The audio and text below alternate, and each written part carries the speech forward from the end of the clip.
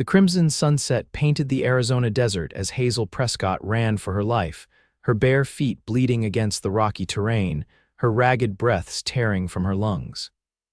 Behind her, the shouts of her stepfather grew fainter, but the pain of his last beating still burned across her back.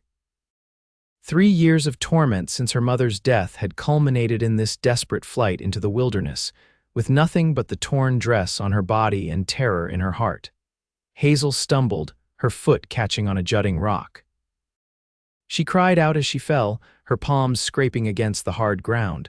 The world spun around her as exhaustion and pain threatened to claim her consciousness. The sun was dipping lower, and soon the desert night would bring its own dangers. She forced herself up, only to collapse again, her strength finally deserting her. In the growing twilight she heard the steady approach of hoofbeats. Fear seized her heart anew. Had her stepfather found her? Had he brought help?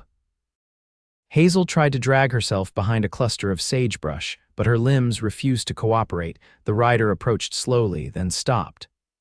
Through her tear-blurred vision, Hazel saw dusty boots hit the ground. A tall figure moved toward her, silhouetted against the darkening sky. "Easy now," a deep voice said softly. "You're safe." Hazel flinched as the stranger knelt beside her. When she dared look up, she found herself staring into eyes as blue as the desert sky, set in a sun-bronzed face beneath a wide-brimmed hat. The cowboy took in her condition with a single glance, the bruises forming on her arms, the blood on her feet, the terror in her eyes. His expression shifted from concern to a gentle determination. "My name's Quincy Carson," he said, slowly removing his hat. "I'm not going to hurt you." Hazel tried to speak, but her parched throat produced only a raspy whisper. With deliberate movements, the cowboy reached for his canteen, uncorked it, and offered it to her. "Small sips," he advised. Hazel drank gratefully, the cool water bringing her back from the edge of delirium. When she finished, the cowboy Quincy set the canteen aside and studied her feet. "You can't walk on these," he said, his voice filled with quiet anger at whoever had driven her to such a state. Then, with a gentleness that belied his rugged appearance, he knelt fully before her, looking directly into her eyes. "You'll walk in love now," he said softly. "Whatever drove you out here alone, whatever pain you're running from, it's over. I'll see to that." Before Hazel could protest, he carefully lifted her into his arms and carried her to his horse. "My ranch is just beyond that ridge. My housekeeper, Martha, will tend to your wounds. You'll be safe there." Hazel wanted to refuse, to flee from this stranger despite his kindness. But as he settled her on his horse and mounted behind her, she felt something she hadn't experienced in years: security. "I'm Hazel," she whispered as the horse began to move, her body instinctively leaning into his solid warmth. "Hazel Prescott." "Miss Prescott," Quincy acknowledged, his voice rumbling against her back. "Rest now. Dawn brings new beginnings in these parts." As they rode toward the distant ridge, Hazel felt the desert breeze dry her tears. She didn't know what awaited her at Quincy Carson's ranch, but for the first time since her mother's death, hope flickered in her heart. The Carson ranch appeared as they crested the ridge, a sprawling adobe and timber homestead nestled against the base of rust-colored cliffs. Several outbuildings dotted the property, and a corral held a small herd of horses. In the fading light, lanterns glowed from windows, offering the promise of warmth and shelter. Quincy guided his horse toward the main house. Before they reached the hitching post, the front door swung open, and an older woman with silver-streaked hair appeared. "Quincy Carson, what in heaven's name?" The woman's scolding died on her lips as she spotted Hazel. "Lord, have mercy." "Martha, prepare the spare room," Quincy said, carefully dismounting while supporting Hazel. "And bring your medicines. This young lady needs tending." Martha's efficient hands helped guide Hazel into the house. Everything passed in a blur of warm lamplight and gentle voices as Hazel was settled into a bedroom with whitewashed walls and simple, sturdy furniture.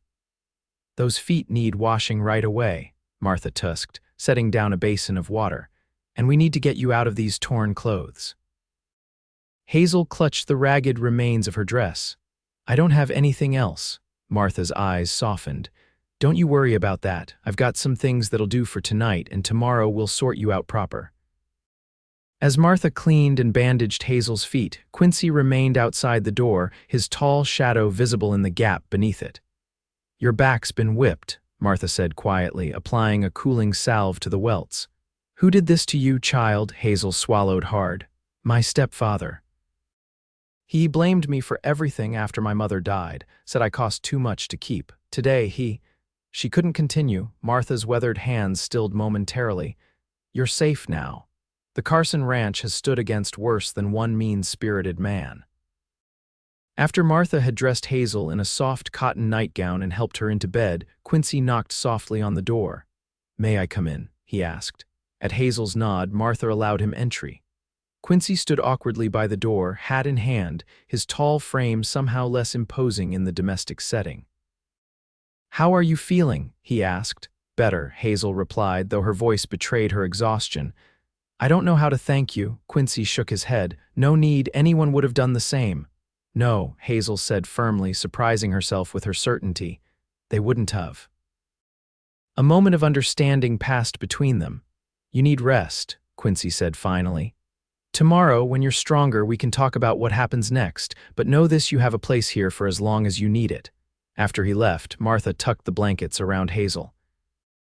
"That boy," she said with affectionate exasperation, "has a heart bigger than Arizona territory. His father was the same, took me in when my husband died, gave me purpose when I had none left. He doesn't even know me," Hazel murmured, already drifting toward sleep. Martha patted her hand. "Some souls recognize each other right away. It's a gift not everyone has." As Hazel surrendered to exhaustion, she realized she hadn't felt truly safe in 3 years, not since the day her mother had been laid to rest, and her stepfather's true nature revealed itself. The thought should have frightened her, this sudden dependence on a stranger's kindness. Instead, it wrapped around her like a protective blanket, allowing her, at last, to truly rest.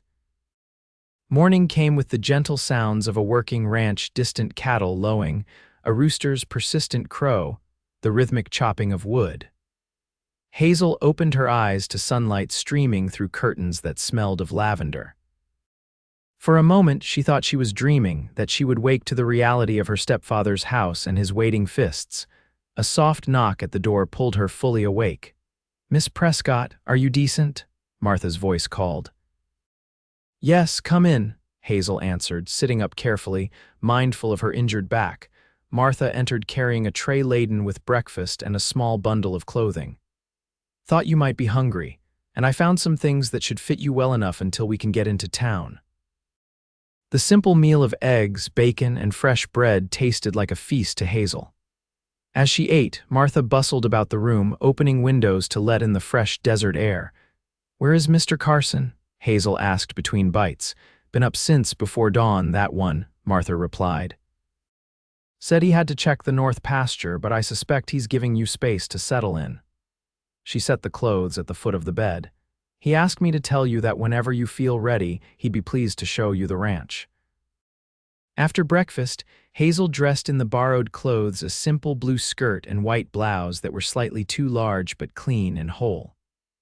Martha rebandaged her feet and found her a pair of soft, soled house slippers that would allow her to walk without reopening her wounds. Hazel made her way slowly through the house, taking in her surroundings. The Carson Ranch house was larger than it had appeared from outside, with a spacious kitchen, a comfortable sitting room filled with books, and several bedrooms. Everything spoke of practical comfort rather than ostentation. Solid furniture built to last, clean floors covered with woven rugs, walls adorned with a few carefully chosen paintings of the surrounding landscape. She found Quincy on the wide front porch, repairing a piece of tack. He looked up as the door opened and his face brightened. "Miss Prescott," he said, rising to his feet, "you're looking better." In the clear light of day, Hazel could see him properly for the first time. Quincy Carson was tall and broad-shouldered, with dark hair that curled slightly where it touched his collar. His face was tanned from the sun, with laugh lines around his eyes that suggested a ready smile despite his current serious expression. He couldn't be more than 30, she thought. "Please call me Hazel," she said, "and thank you again for your kindness." Quincy gestured to the chair beside his. Would you like to sit? Martha would have my hide if I let you tire yourself out on your first day up." Hazel sat, grateful to take weight off her bandaged feet. The view from the porch was breathtaking, rolling grassland stretching toward distant mountains, dotted with cattle and the occasional cluster of trees marking a water source. "It's beautiful," she said softly. "My father chose this spot because of that view," Quincy replied, setting aside his work. "Said a man who wakes to this every morning couldn't help but be thankful." He paused, then asked carefully, "How are you feeling today?" "Better," Hazel said. She hesitated, then added, "But I don't want to impose. Once my feet heal, I can." "You're not imposing," Quincy interrupted gently. "And you don't need to make decisions about leaving yet. Winter's coming, and we could use an extra pair of hands around here if you're willing. Martha's not as young as she once was, though don't tell her I said that." Hazel studied him, trying to understand his motives. "Why are you helping me?" Quincy's blue eyes met hers directly. "Because someone once helped me when I needed it, because I believe that's what we're here for, to lift each other up when we fall." He paused. "And because no one deserves what was done to you." His words hung in the air between them, simple and true. Hazel felt tears threaten and blinked them back. "I don't have anywhere else to go," she admitted. "My mother's family is back east, and I haven't seen them since I was a child." "Then stay," Quincy said, as if it were the most natural thing in the world, "at least until spring. By then, you'll know what you want to do next." Before Hazel could respond, a rider appeared on the horizon, approaching the ranch at a steady canter. Quincy stood, his posture subtly tensing. "That's Sheriff Miller," he said, his tone carefully neutral. "Not his usual day to ride out this way." Hazel felt cold fear grip her heart. Had her stepfather reported her missing? Was the law coming to take her back? Quincy seemed to sense her panic. "Whatever brings him here, you're under my protection now. Remember that." The sheriff dismounted at the hitching post and removed his hat as he approached the porch.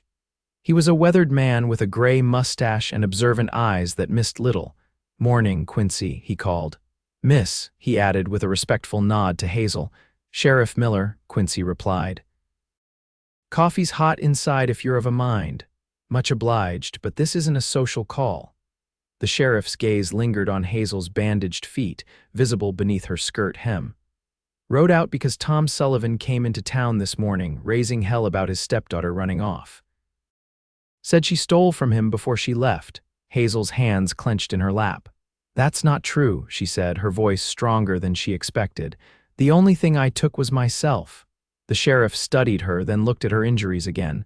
"Those feet tell a story on their own," he said.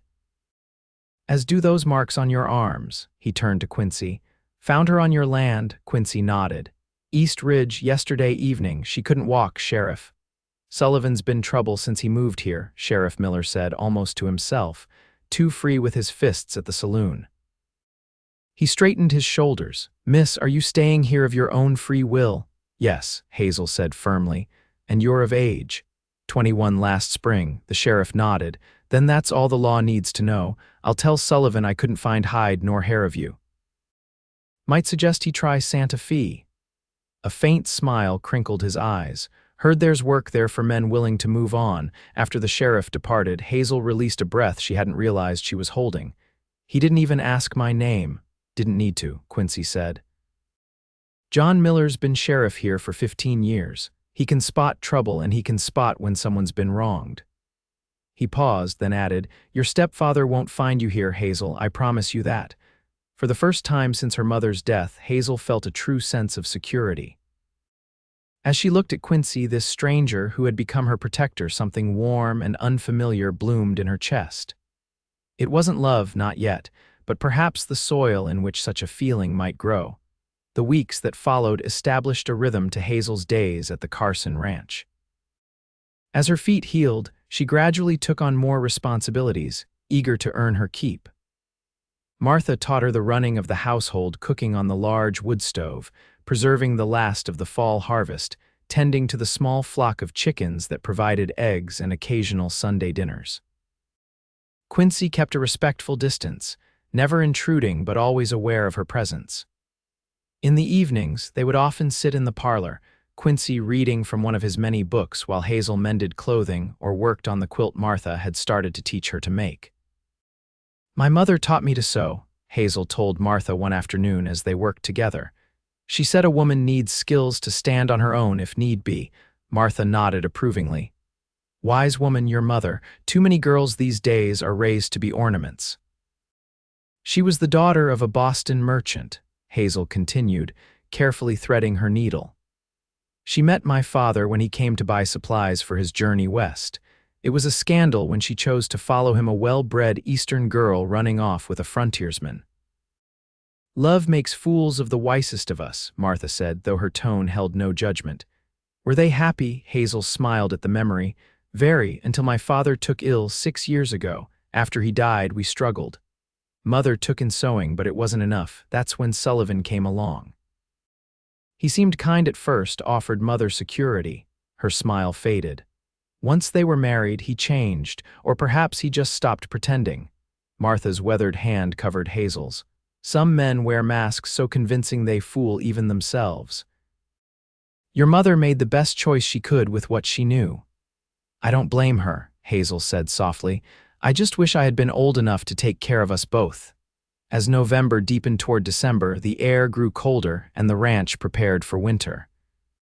Hazel found herself watching Quincy more often, the way his hands moved confidently as he worked with the horses. The gentle authority in his voice when giving instructions to the 2 ranch hands who helped with the cattle. The quiet moments when he stood alone, gazing out at the land he so clearly loved. One evening, as the first snow began to fall, Hazel found Quincy in the barn, checking on a mare about to foal. Martha sent me to tell you supper's ready, she said, pulling her shawl tighter against the cold. Quincy looked up from where he knelt beside the horse. She's restless. I think it'll be tonight. Hazel approached cautiously. She had grown more comfortable around the ranch animals, but the horses still intimidated her with their size and strength. Is she all right? Hazel asked, noting the mare's heaving flanks. Just doing the hardest work there is, bringing new life into the world, Quincy replied. He stood, brushing straw from his pants. Would you like to stay and watch? It's something to see. The invitation surprised her.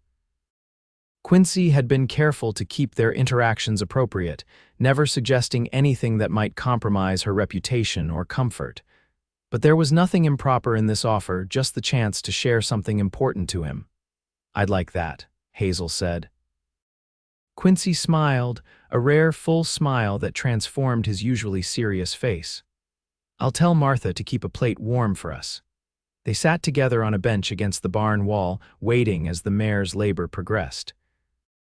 Quincy spoke softly, telling Hazel about each of his horses, how he had bred them for both strength and gentleness, qualities he valued above all others. My father believed a man could be judged by how he treats those dependent on him, Quincy said. Animals, children, workers, they all deserve kindness and respect. Your father sounds like a wise man, Hazel observed. He was, Quincy agreed. Lost him 3 years ago to pneumonia, same winter took my brother James.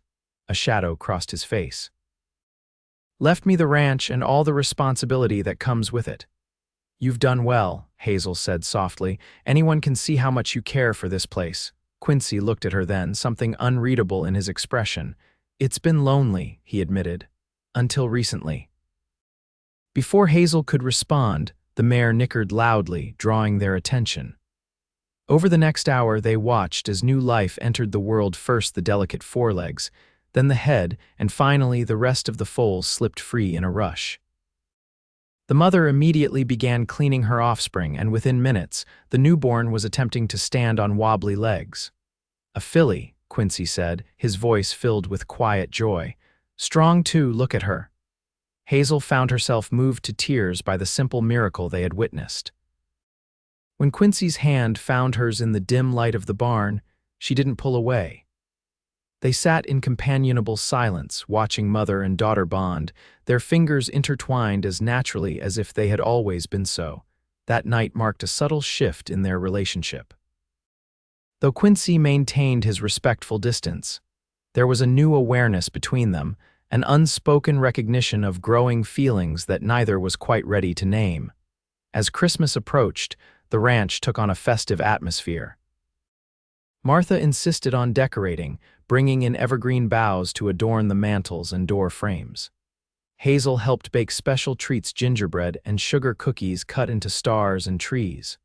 One afternoon, Quincy returned from town with packages tied to his saddle. "Christmas shopping," he explained when Hazel met him at the door. His cheeks were red from the cold snowflakes melting in his dark hair. "You didn't have to," Hazel began. "I wanted to," he interrupted gently. "It's been a long time since I had reason to celebrate properly." Later, alone in her room, Hazel worried over her inability to reciprocate. She had no money to buy gifts. Then inspiration struck. Using scraps of fabric Martha had given her and working late into the night when the house was quiet, Hazel created handmade presents: a quilted pouch for Martha's sewing supplies, and for Quincy, a new handkerchief embroidered with his initials and a small design of the mountains visible from the ranch. Christmas Eve brought a clear, cold night filled with stars. After a special dinner, Martha retired early, leaving Quincy and Hazel alone by the fire in the sitting room. "I have something for you," Quincy said, producing a small package wrapped in brown paper and tied with red ribbon. "I thought tomorrow would be too busy with Martha's Christmas breakfast and all." Hazel accepted the gift, her heart racing. "I have something for you too." She retrieved the handkerchief from its hiding place behind a cushion. They exchanged packages, and Hazel carefully untied the ribbon on hers.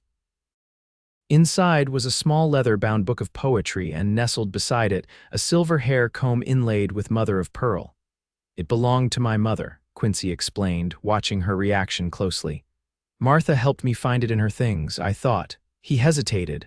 "I thought it suited you." Hazel ran her fingers over the delicate comb, deeply moved by the personal nature of the gift. "It's beautiful, thank you." Quincy turned his attention to his own present, his expression softening as he unfolded the handkerchief. "You made this?" he asked, tracing the embroidery with his fingertip. Hazel nodded, suddenly shy. "It's not much. It's perfect," Quincy said with quiet certainty. "No one has made something for me in I can't remember how long." He carefully refolded it and tucked it into his shirt pocket, right over his heart. They sat in comfortable silence for a moment, the fire crackling and casting warm shadows around the room. Outside, snow began to fall again, adding to the sense of isolation and intimacy. "Hazel," Quincy said finally, his voice low. "I know you've only been here a short time, and I don't want to presume anything, but I want you to know that you've brought something back to this house that's been missing since my family was gone, a sense of home." Hazel felt heat rise to her cheeks. "I've felt more at home here in these few weeks than I have anywhere since my father died." "I'm glad," Quincy said, his blue eyes reflecting the firelight, "and I hope, that is, I would like it very much if you considered staying, not just until spring." The implication hung in the air between them. Not a proposal not yet, but a declaration of intent, an opening of possibilities. Hazel found herself at a crossroads. Part of her feared trusting again, giving anyone power over her future. But another part, a part that grew stronger each day, recognized that Quincy Carson was nothing like her stepfather. He had shown her only kindness, respect, and growing affection. "I would like that too," she said softly. To stay, Quincy's smile was like sunrise breaking over the mountains. Slowly, giving her every chance to withdraw, he reached for her hand. When his fingers closed around hers, warm and calloused from work, Hazel felt something settle in her soul, a recognition that whatever grew between them would be built on solid ground. As winter deepened, so did their connection. The days fell into a rhythm: work during daylight hours, evenings spent together by the fire. Quincy began teaching Hazel to ride, starting with the gentlest mare in his stable. At first she was terrified, clinging to the saddle horn as if it were a lifeline. "Trust her," Quincy encouraged, walking beside the horse. "She knows her job." Gradually, Hazel's confidence grew. By February, she could ride unassisted around the ranch yard, her back straight, her hands steady on the reins. The first time she cantered across the open field behind the house, the wind in her hair and a laugh bubbling from her throat, Quincy watched from the fence, his expression a mixture of pride and something deeper. That evening, as they walked back to the house together, their breath forming clouds in the cold air, Quincy stopped suddenly. "You looked free today," he said, On that horse, like you belong to the land. Hazel smiled up at him. I'm beginning to feel that way, like I belong here. You do, Quincy said simply. Then, with deliberate care, he bent and kissed her for the first time, a gentle press of lips, brief but full of promise. When he pulled back, uncertainty flickered in his eyes, quickly replaced by warmth as Hazel reached up to touch his cheek. I've been wanting to do that for weeks, he admitted. I've been hoping you would, Hazel replied, surprising herself with her boldness. Their courtship unfolded slowly, respectfully, under Martha's approving eye. On Valentine's Day, Quincy presented Hazel with a single red rose he'd ordered specially from the town greenhouse. In March, when the first wildflowers appeared on the hillsides, they rode out together to collect them, and Quincy told her stories of his childhood on the ranch. My mother loved spring best, he said as they dismounted near a stream bordered by blooming Indian paintbrush. She said it was God's promise that no winter lasts forever. Hazel arranged her gathered flowers in a small bouquet. My father used to say something similar. That as long as spring returned, a man could endure anything. Quincy took her hand, his expression serious. Hazel, I know you've endured more than anyone should have to. If you need more time before, I don't, Hazel interrupted gently. Some winters feel endless while you're in them. But they do end. Mine ended the day you found me. The certainty in her voice seemed to decide something for Quincy. He guided her to a flat rock beside the stream where they could sit and watch the clear water ripple over stones polished smooth by time. I had a speech prepared, he said, a hint of nervousness in his usually steady voice. But I find I can't remember a word of it now. Hazel's heart began to race as Quincy reached into his pocket and withdrew a small object. This was my grandmother's, he said, opening his palm to reveal a gold ring set with a small but perfect diamond. My grandfather gave it to her when this land was still wild territory. She wore it for 50 years. He took a deep breath, his blue eyes never leaving hers. Hazel Prescott, I love you. I think I started falling in love with you that first night when you looked up at me with such courage despite your fear. I know it hasn't been long in the counting of days, but some things don't need time to be certain. I want to build a life with you if you'll have me. Tears filled Hazel's eyes as Quincy slipped from the rock to one knee before her, the ring held between his thumb and forefinger. Will you marry me? He asked simply. The answer rose from the deepest part of her heart, where love had taken root and grown strong. Yes, Hazel whispered, then louder, yes, Quincy, I will marry you. As he slid the ring onto her finger, a perfect fit, as if it had been made for her, Hazel marveled at the journey that had brought her here. From the darkest night of her life to this moment of perfect joy, from running barefoot and bleeding to walking forward in love, just as Quincy had promised. They were married on the first day of May, beneath an arch of flowering branches in the garden behind the ranch house. The whole town turned out for the celebration. Sheriff Miller and his wife, the doctor who had checked on Hazel's healing back, the storekeeper and his family, and dozens of neighboring ranchers with their wives and children. Hazel wore a simple white dress that Martha had helped her make, with the silver hair comb holding back her dark curls. Quincy waited for her beneath the arch, his usually weathered face transformed by joy as she walked toward him on a carpet of flower petals. The minister spoke of endurance and hope, of two lives joining to create something stronger than either alone. When Hazel and Quincy exchanged their vows, promising to love and cherish each other through whatever life might bring, there wasn't a dry eye among the guests. I now pronounce you husband and wife, the minister declared. What God has joined together, let no one put asunder. As Quincy kissed his bride, the assembled guests erupted in cheers. The celebration continued well into the evening, with feasting and dancing in the barn cleared for the occasion. Near midnight, as the party showed no signs of winding down, the newlyweds slipped away to the main house, which would now be truly their home together. Quincy carried Hazel over the threshold, setting her gently on her feet in the entrance hall that was lit only by moonlight streaming through the windows. Mrs. Carson, he said, his voice deep with emotion. Hazel stretched up to kiss him, her heart so full she thought it might burst. "I never imagined I could be this happy," she whispered against his lips. "This is just the beginning," Quincy promised. That night, as husband and wife, they discovered each other anew, the tenderness in Quincy's strong hands, the passion beneath Hazel's quiet demeanor. Their coming together was both surrender and claim, a sealing of the promises they had made beneath the flowering arch. Afterward, as Hazel lay in Quincy's arms, watching the moonlight create patterns across the ceiling, she felt a sense of completion, of rightness. The wounds of her past had not disappeared, but they had healed into scars that no longer pained her. In their place was a future stretching out before her, bright with possibility. "What are you thinking?" Quincy asked, his fingers tracing lazy patterns on her bare shoulder. "That I'm home," Hazel replied simply. "That I'm exactly where I'm meant to be." Quincy's arms tightened around her. "When I found you that day, I had no idea I was finding my own salvation. I'd been going through the motions since losing my family. You brought life back to this ranch, Hazel. You brought life back to me." In the years that followed, the Carson Ranch prospered under their joint care. Quincy's breeding program produced horses sought after throughout the territory, while Hazel established a vegetable garden that became famous locally for its abundance and variety.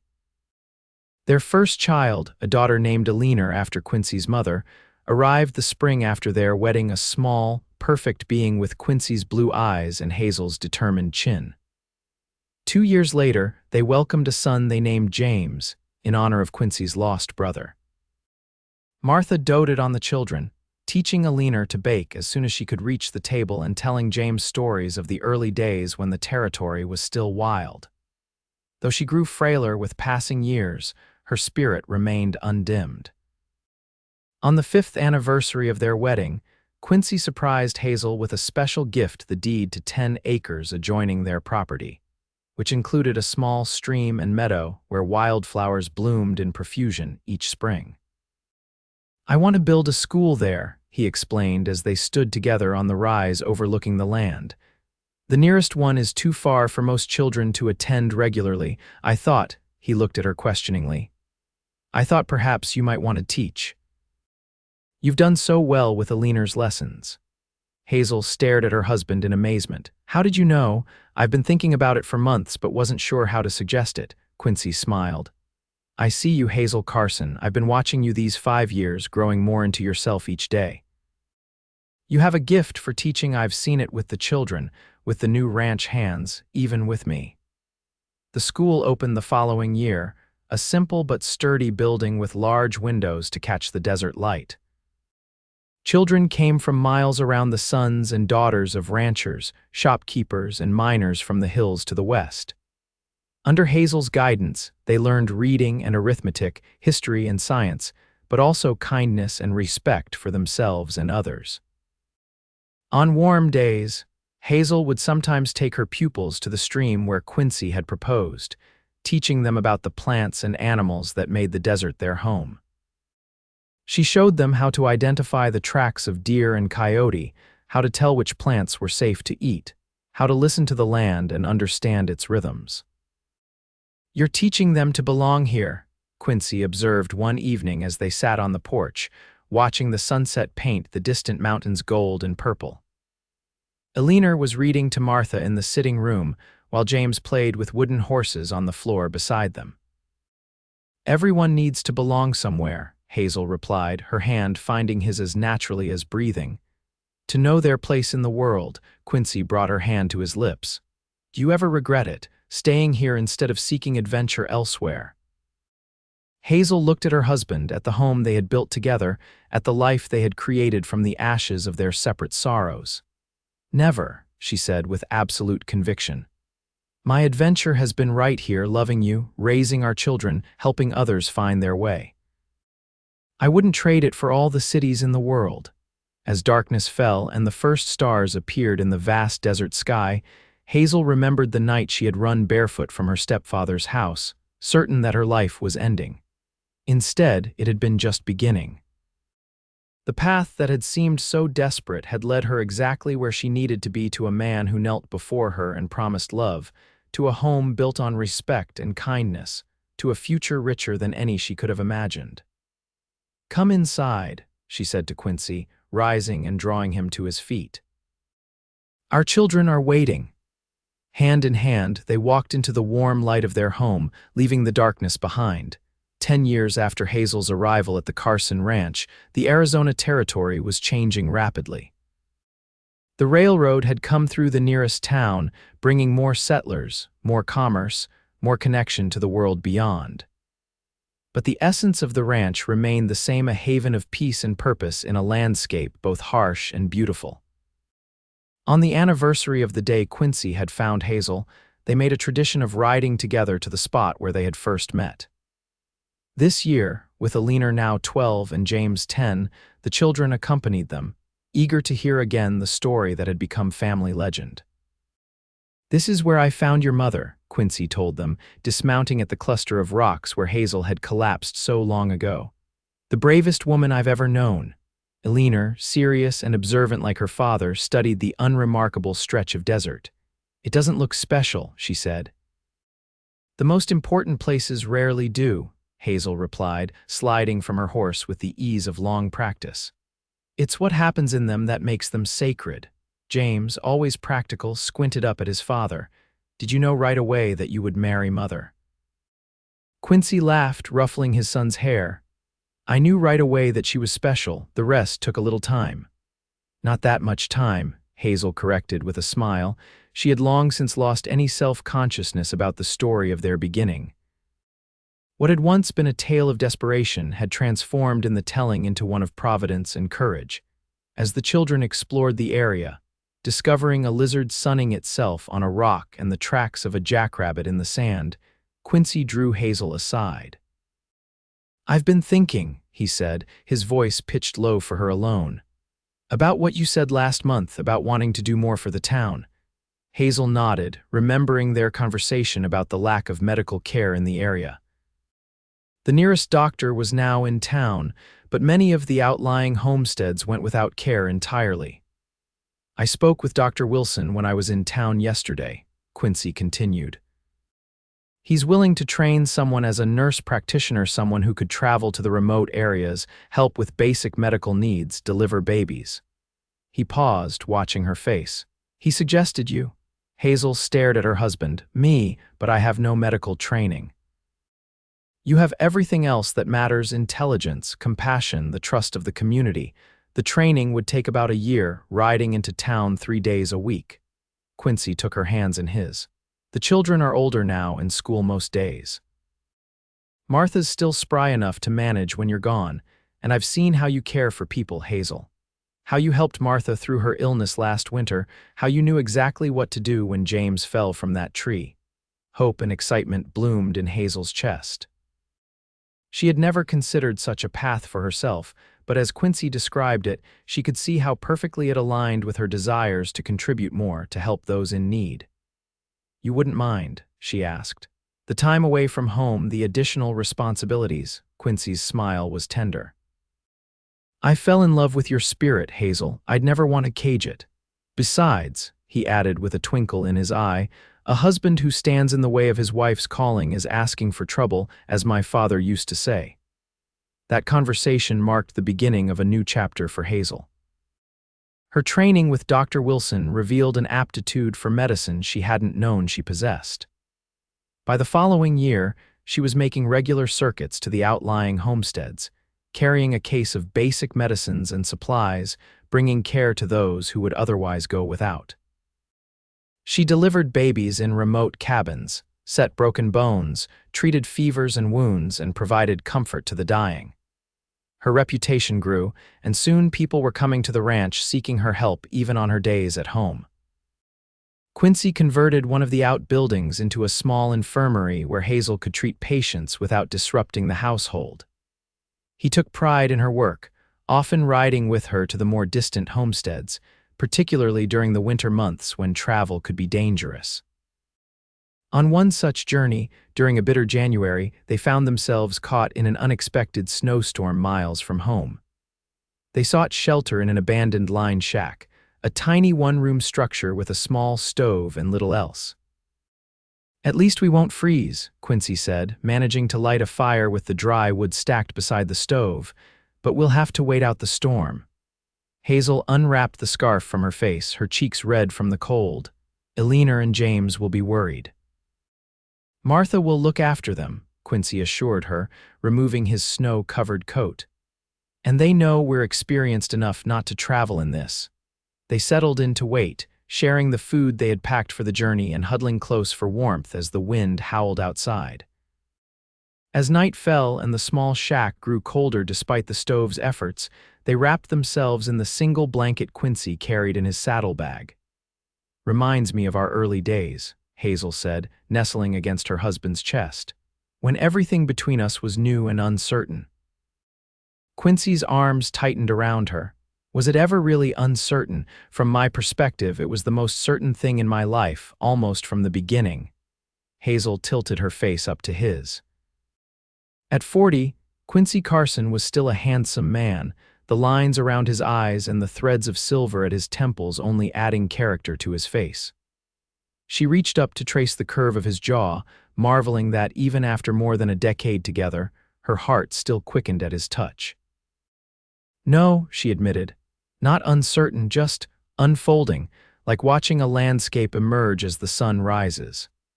Outside, the storm raged, but within the tiny shack, wrapped in each other's arms, Hazel and Quincy created a haven of warmth and intimacy. They made love slowly, with the deep familiarity of long-married couples who know each other's bodies as well as their own, yet still find wonder in each touch, each kiss. Afterward, drifting toward sleep, Hazel thought about the many shelters she had known in her life: her parents' home, lost to her father's death; her stepfather's house, which had never been a home at all; and then the Carson Ranch, where she had found not just physical safety but the emotional security to grow, to become fully herself. "What are you thinking?" Quincy murmured, his voice heavy with approaching sleep. "About shelter," Hazel replied, "how we find it in places, but mostly in people." Quincy's hand found hers beneath the blanket. "You've been my shelter too, you know, the place where I can be most truly myself." They slept then, wrapped in each other's warmth while the storm gradually spent itself outside. By morning, the world was transformed, a pristine blanket of white covering the desert, making it new and strange and beautiful. "It won't last long," Quincy said as they prepared to leave, saddling the horses who had weathered the night in the lean-to attached to the shack. "Desert sun will melt it by noon." "All the more reason to appreciate it now," Hazel replied, turning her face up to the clear blue sky. As they rode home through the snow-covered landscape, Hazel thought about the ephemeral nature of beauty, of difficulty, of life itself. The snow would melt, the desert would reclaim its normal appearance, but it would be changed by the moisture, however briefly. Just as she had been changed by every experience, every joy and sorrow, every person who had touched her life. When they crested the final ridge and the ranch came into view, smoke rising from the chimney against the brilliant sky, Hazel felt the same surge of emotion she always did at this sight: gratitude, belonging, love. Eleanor and James must have been watching for them, because they burst from the house as the riders approached, running through the snow with whoops of joy. "We were so worried," Eleanor called, her long braids flying behind her. "Did you get caught in the storm?" James asked, his eyes wide with excitement at the adventure of it. Quincy dismounted and lifted his son into a bear hug. "We found shelter, just like I've taught you to do. Always respect the weather, remember." Hazel slid from her horse and embraced Eleanor, who at 12 was becoming more reserved about such displays of affection, but who returned the hug fiercely now. "Martha made stew," Eleanor reported, "and Sheriff Miller rode out this morning to check on us. He said to tell you he'll come back tomorrow if you hadn't returned." As they walked toward the house, the children chattering about their night without parents, the extra stories Martha had read them, the special treat of hot chocolate before bed, Hazel exchanged a glance with Quincy over their heads. In that look was all the understanding of partners who had weathered many storms together, literal and figurative, and who knew with bone-deep certainty that whatever came next, they would face it side by side. Martha stood in the doorway, her once dark hair now completely silver, her face creased with relief. "Thank the Lord," she said simply as they stomped the snow from their boots. "Come in and get warm." Inside, the house welcomed them with the scent of beef stew simmering on the stove, the warmth of the fire in the sitting room, and the 100 small signs of a home well loved and lived in books left open. A half-finished drawing on the table, Eleanor's knitting basket beside her chair, James's collection of interesting rocks arranged on the windowsill. As Hazel shed her outer layers and moved toward the fire, she caught sight of herself in the mirror above the mantel. At 32, she was no longer the frightened girl who had run barefoot from her stepfather's house. Her face had matured into that of a woman who knew her own mind, who had found her purpose, who had built a life rich with meaning and connection. The years had brought changes to the Carson ranch as well. The original house had been expanded to accommodate the growing family and Hazel's medical practice. The school Quincy had built for her had grown into a proper town school with 2 additional teachers. The ranch itself had prospered, with Quincy's reputation as a horse breeder spreading throughout the territory and beyond. Yet the heart of it remained the same, a place of welcome and warmth, of work done with purpose and pride, of family bonds strengthened by choice as well as blood. Martha, though technically their housekeeper, had long since become more like a grandmother to the children and a trusted friend to Hazel and Quincy. As they gathered around the table for the midday meal, steam rising from bowls of rich stew, Hazel looked at the faces of those she loved most in the world and felt a contentment so deep it bordered on awe. From the darkest moment of her life had come this family, this home, this life of purpose and love. "We should celebrate tonight," Quincy said suddenly, "for safe returns and new snow and being together." "What kind of celebration, Papa?" James asked eagerly. "Music," Quincy decided. "It's been too long since we had music in this house." After dinner, Quincy brought out the violin that had belonged to his grandfather, carefully preserved though rarely played in recent years. He tuned it with practiced fingers while the family gathered in the sitting room. "I'm rusty," he warned as he positioned the instrument under his chin. "Don't expect too much." But when he drew the bow across the strings, the melody that emerged was sweet and clear, a folk tune Hazel recognized from their courtship days. Martha began to hum along, and the children sat transfixed by this unexpected skill from their father. Hazel watched Quincy's face as he played, the concentration there, the pleasure. This was a side of him she hadn't seen in years, and it reminded her of how much depth there was to the man she had married, how many layers still to discover even after all this time. When he finished the first tune, Eleanor clapped enthusiastically. "I didn't know you could play like that, Papa." "There was a time I played every evening," Quincy said, a hint of melancholy in his smile, "before responsibilities took over." "Play another," James urged. Quincy looked at Hazel. "Any requests, Mrs. Carson?" Hazel thought for a moment, then smiled. "The waltz from our wedding." "If you remember it." "I remember everything about that day," Quincy replied softly. He positioned the violin again and began to play the lilting waltz that had accompanied their first dance as husband and wife. Without conscious thought, Hazel rose from her chair and moved to the center of the room. Quincy's eyes followed her, and something in his expression made her heart beat faster, just as it had on their wedding day. "Eleanor," Hazel said, holding out her hand, "come learn to waltz." Her daughter joined her, and Hazel positioned Eleanor's hands, showing her the basic step as Quincy continued to play. Soon James insisted on learning too, and Martha demonstrated with surprising grace for her years. The sitting room became a makeshift ballroom, filled with music and laughter as they all took turns dancing.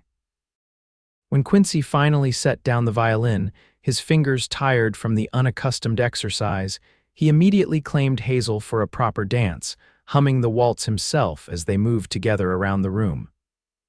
"We should do this more often," Hazel said as they circled past the delighted children. "We should," Quincy agreed. "Life gets so busy we forget to celebrate the simple joys." Later, after the children were in bed and Martha had retired to her room, Hazel and Quincy sat together on the porch despite the cold, wrapped in blankets and watching the stars emerge above the snow-covered landscape. "I keep thinking about how close I came to missing all this," Hazel said softly. "If I had run in a different direction that day, if you hadn't ridden that way, if you had been a different kind of man," Quincy's arm tightened around her shoulders. "I believe some things are meant to be, Hazel, not everything we make choices every day that shape our lives. But some meetings, some connections, they feel ordained by something larger than ourselves." Hazel rested her head against his shoulder, contemplating the vastness of the star-filled sky. "Do you think there are other versions of us out there somewhere?